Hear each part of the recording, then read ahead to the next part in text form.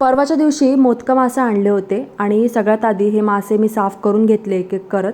थोडासा वेळ गेला खरा, पण मासे आकाराने लहान होते आणि पटापट साफ झाले. मासे चांगले स्वच्छ पाण्यातून धुवून घेतले आणि त्याला हळद, मीठ आणि लिंबाचा रस लावून चांगलं असं मॅरिनेशन करून घेतलं होतं. कधी पण मासे स्वच्छ करून झाले ना, त्याला पटकन असं मॅरिनेशन करून ठेवा. छान असा मीठ मसाला मुरला की मासे चवीला छान लागतात. मग त्याचं कालवण करा किंवा फ्राय करा, आतपर्यंत मसाला असा छान मुरला पाहिजे. आणि त्यानंतर आहे ना, अगदी झटपट तयार होणारं कालवण बनवून घेतलं होतं. साधं सोप्पं वाटणामध्ये हे कालवण तयार झालेलं आहे. वरतून थोडीशी कोथिंबीर टाकली, कालवणाला छान उकळी आणून कालवण शिजून घेतलं होतं. जेवणाचं ताट पण तयार करून घेतलं होतं.